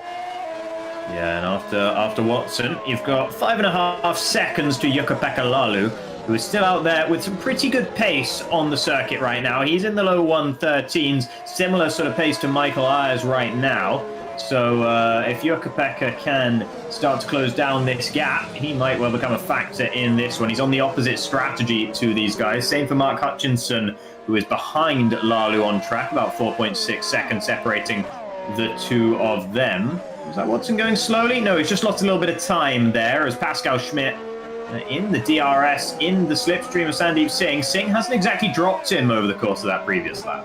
No, Schmidt's got a bit of pace, to be fair. I think Singh's ever so slightly faster, and I do think that Pescara tends to be faster in a straight line as well. They tend to go a little bit lower on the downforce settings, so and they have done historically, especially at Canada. I remember last year in one of the lower categories, they went low downforce and managed to slipstream through the field. So that won't help Schmidt trying to get back past, but it doesn't mean that Schmidt is losing any time either. And actually, he's probably gaining a little bit with the DRS as well. And he's not holding himself up in braking zones. So that's giving himself a bit of a buffer to Watson as well. Interestingly, Laulu only 5 seconds behind, closing in slowly, ever so slowly.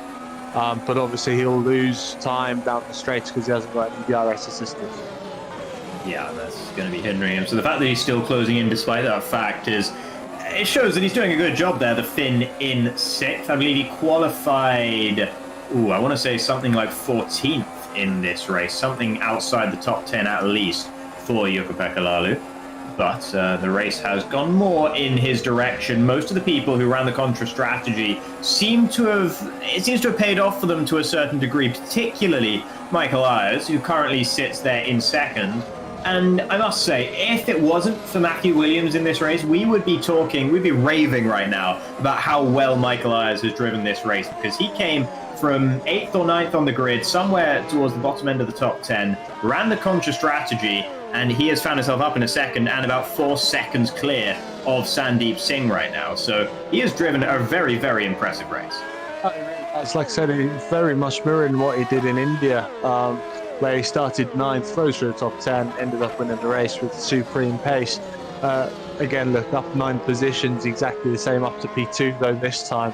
Okay, 21 seconds off the race lead, but I mean, Matthew Williams is just on a different race circuit, it seems. But Sandeep Singh driving pretty nicely and still 4 seconds down. So, be interesting to see what they do on their final stints. They've pretty much got a choice of what tyres they want to use. The tyre delta seems to be pretty similar across the board. So, it's just going to be down to comfort and what people want to go on to for their own personal preferences. I don't think it's necessarily going to be the reds are faster, we'll go for them. So Pascal Schmidt though, still keeping up with Sandeep Singh. Yeah, Singh not dropping him whatsoever. Amari Watson just struggling just by his fingertips, trying to keep within DRS range of Pascal Schmidt right now. And he's just not quite managing it, and that might make him more vulnerable to Jukka-Pekka Laulu if Laulu does catch up. However, ever since he got to that 5-second margin, Laulu hasn't really closed in anymore. And I wonder, it's about this time where you'd expect to see the softs changing over. Laulu's been on those soft tyres for a fair few laps now, and maybe the mediums are just getting to be a little bit better at this stage of the stint. Yeah, it depends how they conserve them, because obviously we saw Ayers come in first out the front runners at the end of the first stint, so it's really hard to figure out actually what the tyres are doing. I can only imagine it is completely down to how each team have set their cars up. Ayers still soldering on, so Ayers has actually now done more laps on the softs than he did on the mediums as we hit lap 39. So he did 19 on the yellow mediums, he's now done 20 on the softs. Yeah, so he's been out there for a fair while, and there is Jukka-Pekka Laulu into the pit lane. So getting rid of those soft tyres, which I accused of falling away from him. And now he decides that he agrees with me, and he is indeed heading into the pit lane. Let's see which colour compound we're going to be replacing them with. And it looks to be another set of soft tyres to the end of this race. And you mentioned doing 20 laps on a set of soft tyres has been possible for Michael Ayers, so Jukka-Pekka Laulu shouldn't have too much trouble bringing these to the end. Nah, and of course the fuel load's going down in the car as well, which means the weight's going down. It means the transfer of the weight is going to be a lot easier on the tyres and the loads of the tyres as well, so should be easily doable, that 19 laps. Yeah, so let's see if Jukka-Pekka Laulu can use this undercut now on those fresh soft tyres to try and close in to the Watson, Schmidt and Singh battle that he was just falling a little bit further away from before he headed into the pit lane. Deegan Fairclough sets the fastest lap of the race. He's down in P14 right now. He's got 16 seconds to Jack Mayer, who is the next car behind him, as we see Michael Ayers now coming into the pit lane. He's on the same sort of strategy as Jukka-Pekka Laulu, and he will indeed go for another set of soft tyres to the end of the race. Yeah, so that will work nicely for Michael. I'll be surprised if we see anyone go onto the yellows if they don't need to. But again, it might be a comfort thing if people have gone on well with them. I mean, you know that they're definitely going to get there, but this should be fine on the reds. Ours comes out in P6, such as the gaps that have been strung out through various incidents. Debrovsky in front in P5. We know that Debrovsky will have to make another stop to get to the end of the race. Will probably be a set of reds because he started on the yellows, of course. Yeah, and there's a nice big gap between Debrovsky and Amari Watson for Ayers to really punch into once he can get past the Polish driver. And that gap was, until recently, populated by Jukka-Pekka Laulu and another driver as well. I'm just trying to work out who that was. It was Mark Hutchinson, of course. And Mark Hutchinson has actually lost out pretty significantly in the pits to Jukka-Pekka Lailu. Not quite sure exactly what has happened with Hutchinson's pit stop, but he's found himself down in 11th and about 10 seconds adrift there, give or take, from the Finnish driver. And he was only about 5 seconds behind him before they came into the pit lane.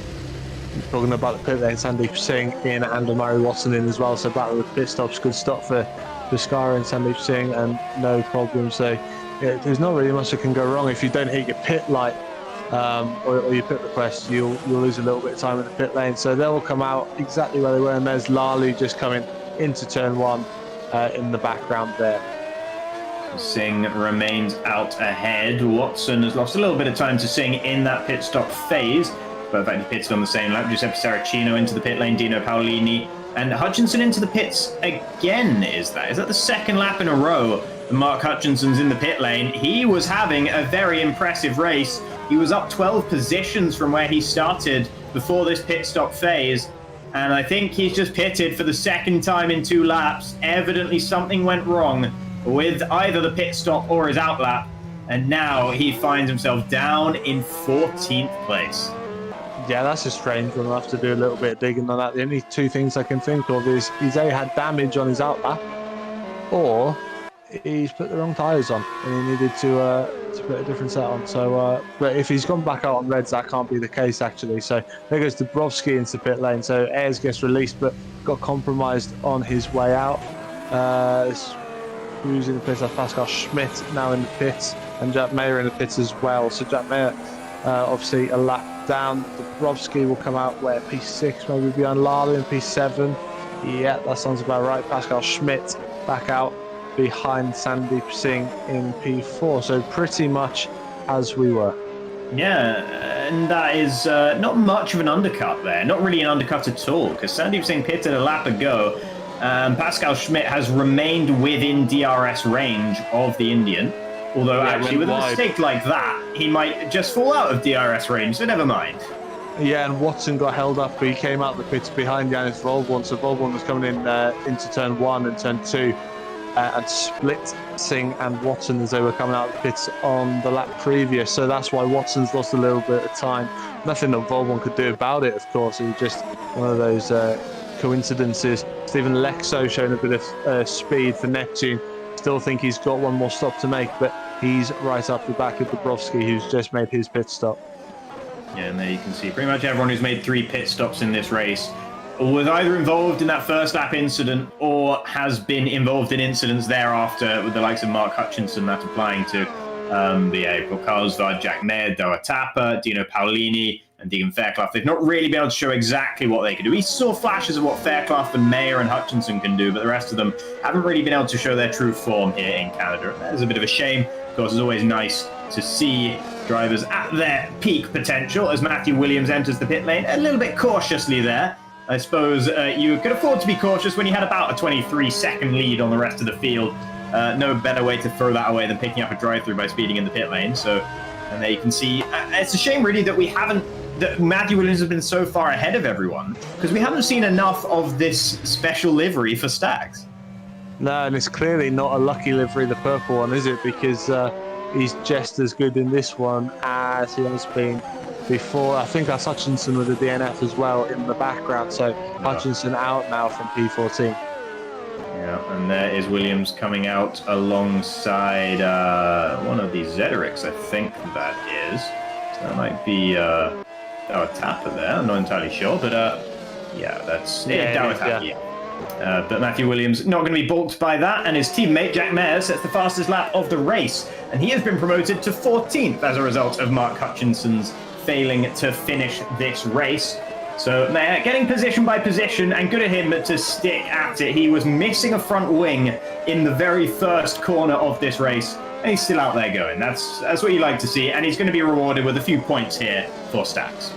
Yeah, and I mean, if you break it down to the bare bones, you take the 2 cars of Stags and take the 2 cars of Pescara. If you put Williams with Singh, you've got points for first against points for third.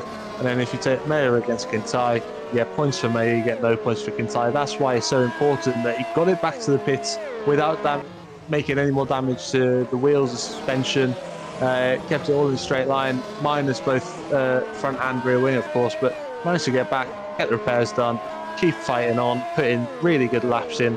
He's got himself ahead of everyone else who went laps down. He's only 2 laps down now at the moment. He's got to do a tapper 20 seconds up the road. Might be able to make something now. It's Pascal Schmidt still there with Sandeep Singh. And with the exception of Puma and Paolini, these are the only 2 cars that are really close to each other on circuit at the moment within that DRS range. And Pascal Schmidt has been very, very solid throughout this race, I must say. I've been very impressed with the German's performance. It's not something we've necessarily seen this season from him terribly often, or from the TTF racing team in general. So for Schmidt to be up there in P4, it's a great result for himself, a great result for the team as well. But how much better would it be if he could just snag this podium off of Sandeep Singh? Well, we've seen in the first stint he made his way up and actually got there on merit ahead of Singh. That's why he was ahead of Singh and ahead of everyone else. Actually, his pace on the red tyres was pretty special. Obviously, didn't quite have the same pace on the yellow mediums, but now he's back on the reds and he's closing back in on Sandeep Singh. Remember, best result so far for Pascal Schmidt this season, P11 in the 3rd race of the season in China. 2/12ths, he's got a 22nd, he's got 2 retirements as well. So yeah, this is way above what he's done for the rest of the season. But yeah, like you said, really impressive. This isn't a fluke either. He's been on it all the way through qualifying and all the way through a race. Yeah, no, exactly. I mean, it's easy to say, you know, in races where you have this many cars falling out of the race, that sometimes drivers who wouldn't usually be up there get the chance to be up there. But that hasn't been the case for Schmidt. He qualified 7th, and on race pace, he's been right up there, potentially on the fringes of this podium right now. And this will be the first podium of the season for Sandeep Singh as well, which is an interesting thing to say, considering the fact that he was leading pretty comfortably in Austria for a while in that race before he made mistakes. Everyone made at least 3 mistakes over the course of that race, though, so you can't really blame them too much. But for both of these drivers, it would be their first podium of the season, so it just gives them that little bit of extra drive and passion in this battle. Yeah, and I mean, the race winner in Austria, as you said, he was facing backwards twice. So, and talking of the race winner in Austria, Matthew Williams, he's taking it nice and easy at the top of the standings because he's just gone into the 1:11. So, nice and easy, getting it home, making sure it's all in one piece, obviously. Yeah, I think he's made his point. Yeah, I think he has. To be fair, I think he's in a bit of a contest with his teammate Jack Mayer right now. Because Mayer did have the fastest lap until that lap came through. But yeah, in 11.3 from Matthew Williams, a 12.0 from Jack Mayer. It's not too much of a contest right now because Williams is just so far above what everyone else in this field is managing to put out at the moment over the course of this race. And it has tended to be the case. He wasn't dominant in Austria by any means. He finished 2nd, but due to penalties applied post-race, he got the win. And that's one of his 4 wins over the course of the 6 races that have taken place so far. He looks like he's going to make it 5 and 7, as he's only got 11 laps left to go in this one. Unless he throws it into the Wall of Champions, which would be a very fitting thing for him to do. He's pretty nailed on for this, so it should well be his 5th win of the season. And that would be, you know, just... You can't say that any of them are undeserved. It's just been perfectly emblematic of how he's been driving. Oh, totally agree. I just want to throw it back at the moment to go back to Mark Hutchinson. There, we was trying to figure out why he went through the pits, if you remember, before his retirement. Turns out, and thanks to the YouTube chat as well for pointing this out and the guys watching along, he had a stop and go because he was actually hit into the pit lane, and that caused him to speed on pit entry. Such as the fact he then had to stop and go for speeding in the pit lane. So just about as lucky as you can get. Yeah, and then evidently something, I don't know if something else occurred to get him to DNF or whether it was just frustration being done with it. I don't know. There was a car in the wall at the final chicane as Matthew Williams was coming out of the pit lane. So whether that was Hutchinson or whether that was just coincidence that they happened at the same time, I'm not sure, but it looked like it was the wall at the final chicane. That might well have been then for Mark Hutchinson, as there is Stephen Lexo, and he's going to be the final scheduled pit stop of the race, I do believe, here for Neptune, and he has been very solid standing in for the Neptune outfit. He's going to be coming out down in 11th or maybe 12th if Dower Tapper can get a bit closer, but I think he should be ahead of Dower. So yeah, Stephen Lexo, pretty impressed with him thus far in 11th, ready to bag some pretty decent points. Yeah, solid. And he was closing in on Dino Paolini about 10 laps ago. And then Paolini came into the pit stop. So Lexo's lost a little bit of time through that pit phase, but we'll have much fresher tyres to come back and attack with. So top 10 still up for grabs for the standing driver for Neptune. Yeah, and just looking again through the field, it's still Singh and Schmidt who are the two closest drivers out on circuit. That battle for the bottom step of the podium still very, very hot in this one. And here we see it once again. And if anything, Schmidt looks a little bit closer to Sandeep Singh than he did a couple laps ago. It does, and Watson hasn't been able to keep up with these two, so really good pace from these two. Two really close battles on track. It's these two for the final podium position, and then you've got April Carlsvad and Jens Volborn fighting over the final points position. They're within 2/10 of each other. That would be a fantastic result for April. Yeah, that would be only the second point score of the season for Cosmo Powerworks. It would be April's first points of the season. And she would very much like that, there's no doubt about it. Jens Volborn is right there as well, but the gap has just extended to 1.2 seconds. That could be due to getting lapped, though. That's the trouble. When you are fighting other cars laps down on the rest of the field, it can get a bit difficult to navigate with other drivers trying to pass you at the same time, and you having to let people through. Here is Jens Volborn right on the rear wing there of Carlsvad. She's able to hold on to it for now. Yeah, lock up as she was trying to get her slowed down in the dirty air of the car that had just lapped them. So, but picks up the RS and our help keep Yanis behind. So nice and simple. Though you can see how calm the characteristics of the Cosmos through the corners, and that's exactly what you need at this stage of the race. You start overdriving, you work the tyres up, and you lose speed. So perfect car positioning, gets the traction. And is that a problem for Volborn? Just getting out of the way, I think, with the blue flags for the Neptune. So, and like you said, this is where it gets confusing, and Volborn's ready. He's just cleaning his tyres up. Yeah, and he's just going to sit in here behind. He can just overtake the Neptune straight away again, and that's going to be so frustrating. That takes a lot of mental fortitude to sit there and just let your foot off the throttle a little bit and allow the Neptune to keep driving away from you, because it's not your battle anymore. It may have been once upon a time. It's not the battle anymore. As I think that's the Neptune of Stephen Lexo. I think that's the only Neptune remaining in this race. So indeed, he's just about to go through and lap April Carlsvad there again. And manages to do so. April might have lifted off at the wrong time there, potentially giving an opportunity to Volborn.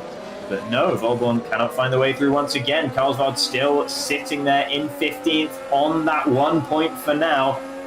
And it would feel so bad to be the one driver who finished the race not to get points. Especially when she's driving like she was. Really good defensive driving, really smart driving to let the car through when she did as well. And now Volborn is getting out of the way. So every time Yanis gets there, he's got to get out of the way. It's got to be so frustrating watching him close up in the DRS as well. No, you bet. So that's Dara Tapper who's just being allowed through there. Next car to lap them should be Hygo Poom, but there might well be another car that's a lap ahead of Poom and Tapper somewhere in the mix as well. So it's not necessarily all clean for this pair right now, and Carlsvad manages to let through in a very efficient way, but then breaking a bit early into the final corner, into the first corner, and losing it under traction on the exit into reverse, and Carlsvad cedes that 15th place, and that 1 point goes back to Jens Volborn.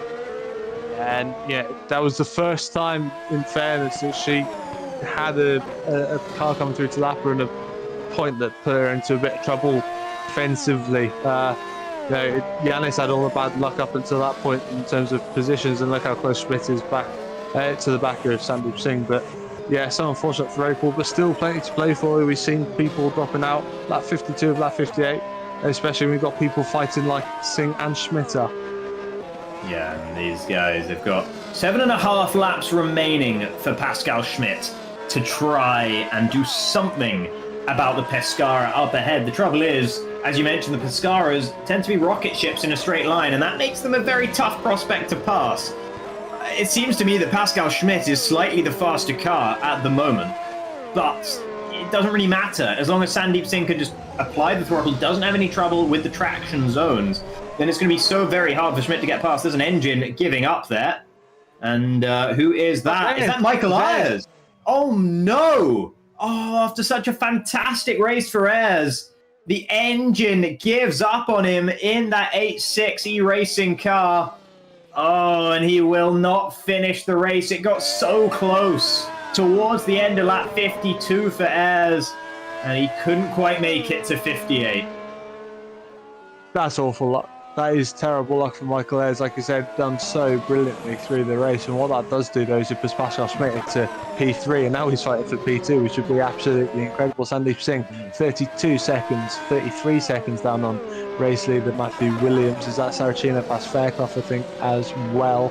I think it was. So Saracino and Fairclough are dealing it out. No, sorry, I do apologise. I think it was Ayres dropping down. So, yeah. This is Schmidt and Singh at the moment is the battle to watch, and but look who's going to be into the points positions. It's going to be April Carlsbad again. Mm-hmm. Yeah, everyone now, as long as they finish the race, should be eligible for championship points here, due to the fact that Ayres' car has given up on him. And it's interesting actually, because looking at the engine percentages going into this race, it's actually Mark Hutchinson who is at 37% in terms of remaining performance in that engine for 8.6 racing. And not Michael Ayres. So it's surprising to see Ayres the one to have that kind of trouble and the engine blowing up. It's pretty evident that that is something along those lines is what's happened. There was a lot of smoke pouring out the rear of that red and black car.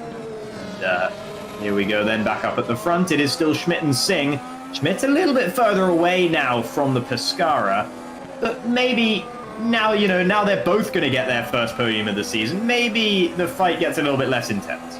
Yeah, 0.3 was the difference on the last lap between Singh and Schmidt, so there was a little bit of a gap being made, but I think you're right, now that the podium's secure, you don't have to risk everything.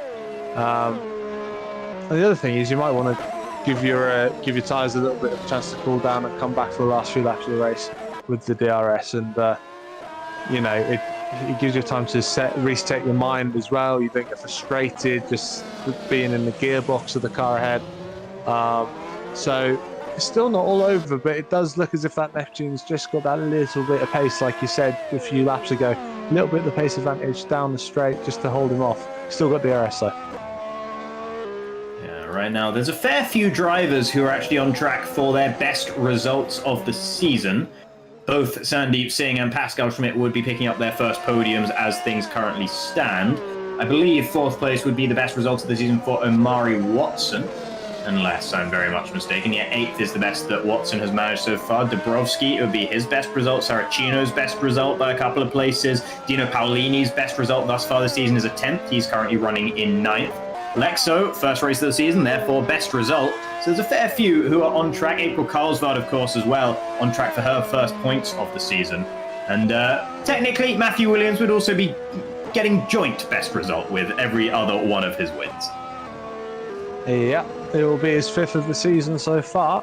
If he can keep it going straight, I'm pretty sure he will, because he's just been absolutely sublime so far. 3 laps to go then in Montreal, and you can just see how easy it is even at the end of the race. The steering inputs are so smooth through the corners, easy as you like for Matthew. So nice big gap. He's given plenty of berth to walls as well. Look, so. Nice as you like. Schmidt actually dropping out of the DRS range now to Singh, so Singh looks comfortable in P2. If it stays like it is, I've just tried to do a bit of quick maths. I do believe that Sandeep Singh will go P3 in the championship, closing the gap to Alessandro Quintai, jumping ahead of Yukapeka Lalu, who will drop down to 4th. Yeah, Lalu's still on track for some decent points, but yeah, it would be enough to overhaul that particular gap. Kiersmacher's not finishing as well is going to shake things up a little bit. It would have been Ayres that would have been one of the main beneficiaries here. But then you got Vodka Hoekstra 8th in the championship. Thomas Harvey 9th. These guys all not finishing the race. Deegan Fairclough currently in 10th. And actually, despite all of it, Deegan Fairclough is still on track for an 8th place finish in this race. It could have been easily a 2nd place finish for Fairclough if everything had gone well for the young Englishman. But nevertheless, an 8th place finish will not. They'll still net a fair few points and help in that championship standings. And then you've got Jannis Volborn, who's only going to get a couple of points. So the likes of Pascal Schmidt are gaining a lot because the usual point scorers are not really going to get that many points now. No, totally agree. And talking about point scorers, top 10, Lexo's lost a little bit of time to Della Tapper, and Tapper's all over the back for Zedric. So chance for a top 10 very slightly out of the chicane with DRS closing in. This is going to get tasty. I'm sure it's pretty much the closest battle on the track now that Schmidt has dropped off the back of Sandeep Singh.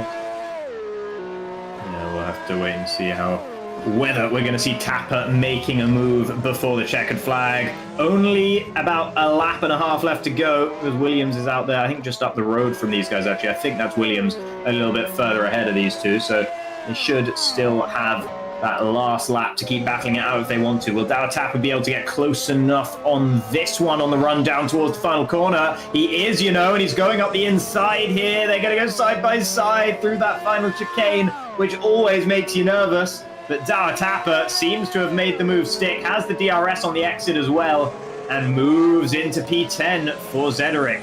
Lexo falling to 11. They've done so well not to end up making nasty contact over the curbs into the wall. Really good driving from both drivers, and that is, that's why they are in and amongst the top 10, and usually are as well. Steven Lexo, whenever he does get in a car, usually does well. Race winner in Super Cup last year for Crossfire, funnily enough. So, down in P11 on his stand-in, but up ahead, Matthew Williams on his final half a lap, as I think there's actually a car dropping out. Is it Fairclough? Or was that? It's Deegan Fairclough. Look at it, the car. He only has to get to the end of this lap. It's only the end of the next straight, but I'm not sure. That car was going awfully slowly. I don't think it's going to have the momentum to make the checkered flag here for Deegan Fairclough. And never mind that for now, though, because here is Matthew Williams in Stax's home race. It has been an absolutely scintillating drive from Matthew Williams from start to finish. From from practice, we said it was ominous. In qualifying, it got more ominous, and in the race, it was downright nasty. 31.5 seconds between himself and Sandeep Singh, and Matthew Williams claims his 5th win of the season here in Superleague Lights. It was just a little bit silly, really, wasn't it? Here comes Sandeep Singh heading home. Pascal Schmidt. Pascal Schmidt's done a fantastic job. Both of them have, actually. Great racing, clean racing. Here comes Singh for Pescara. Best result of the season for both these guys. And to round out the podium, Singh over the line, Schmidt over the line. Good job, guys. Yeah, great stuff from them. In the end, Singh did have enough to see off the onslaught that Pascal Schmidt was putting onto him. And it was fun to see those guys so closely matched throughout pretty much this whole race. Here we see Matthias Debrovsky managing a great result for PLS. And by far his best result of the season for the pole. Saracino, who was full of promise in qualifying. He'll come through in 7th, I believe. And then Paolini 8th, Tapper 9th, Steven Lexo 10th. So there is Matthew Williams once again. It looks like Deegan Fairclough's actually going to be able to finish ahead of Volborn and Karlsvard because they were enough laps down on Deegan Fairclough. Even though he couldn't make it to the finish line, he's completed more of the race distance than those two. Yeah, works well for Fairclough if you look at it like that, but obviously lost out. I'll let you take through the standards. So there you go, Matthew Williams on top, as we've already comprehensively seen, and Sandeep Singh and Schmidt getting their first podiums of the season. Amari Watson close to his first as well. He'll have to make it do with 4th. Jukka-Pekka Laulu with some solid points as usual in 5th. Matthias Debrovsky very happy with 6th. Giuseppe Saracino going to be disappointed with 7th, but still his best result of the season. Dino Paolini 8th. Tapper 9th. Steven Lexo in 10th in his debut this season in Superleague Lights. And then Hygo Poom in 11th. Jack Mayer, after losing his rear wing in the opening lap, manages 12th. Deegan Fairclough did not finish, but still will be classified 13th. Yanis Volborn, 2 podiums this season, but a 14th place finish here today. And April Karlsvard claims her first point of the season with a P15 finish. Then you have the DNFs of the 286s of Ayers and Hutchinson. Zubinski there in the 18th position, but DNF. Thomas Harvey, DNF. Adrian Faber, DNF. Leonov, Olsen, Kiersmakers, Teichmann, Matty, Harley, Hamming, Hoekstra, and Kintai. I don't think we saw any of those guys after the opening lap. They were all pretty much done from there, all involved in what was a mega incident at the start of this race. And as a result, none of them made it to the checkered flag.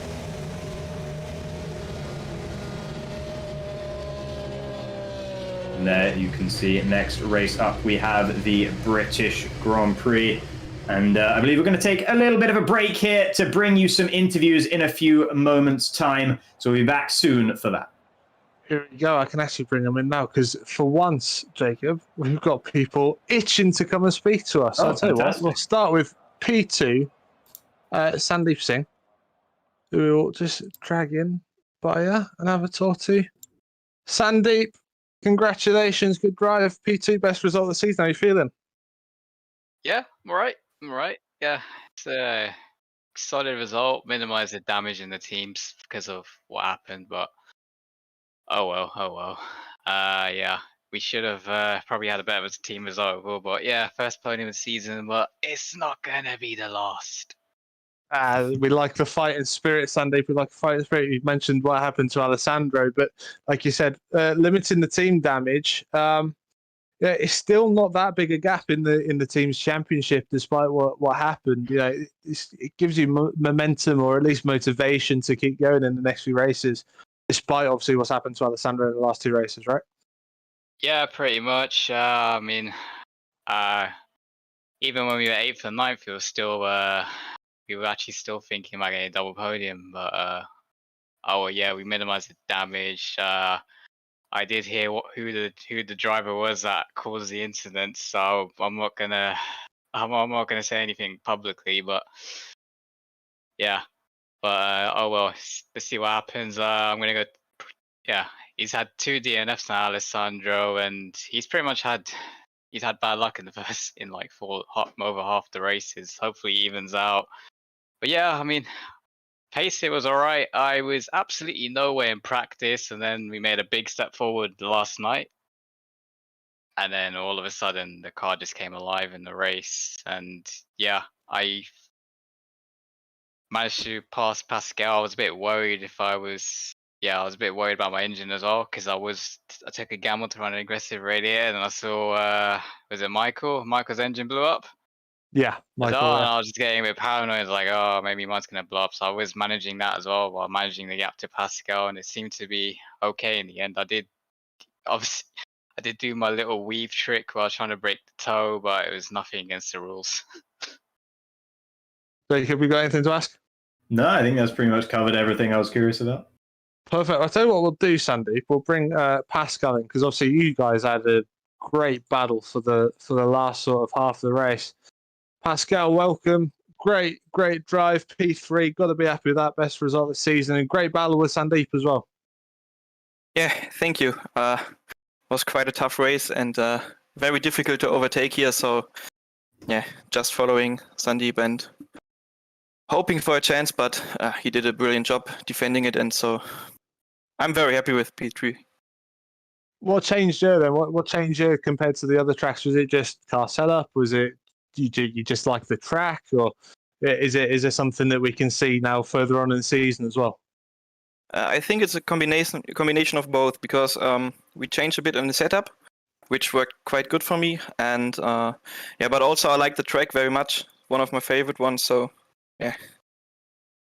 And Silverstone next, is that going to be a good one for you? Can we see a continuation from you? And obviously TTF have actually been gathering a bit of momentum over the last few races as well.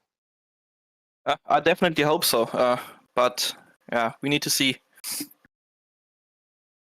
Perfect. Well, both of you gave us great enjoyment with that battle. Me and Jacob certainly enjoyed it. We haven't got Matthew Williams for P1, so I think we'll call it there, Jacob.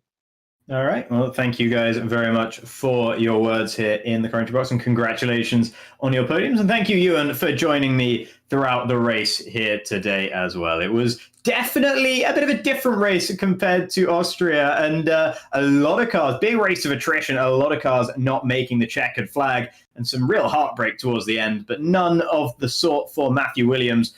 As far as he was concerned, no chaos happened whatsoever. He was just driving out there at the front the whole time. Nothing was wrong. Everything was peachy from what he could see. So, congratulations again to him as well. And thank you, everyone, very much for watching. This has been the GPVWC Superleague Lights Round 7, the Canadian Grand Prix. Thank you all for watching, and have a good evening.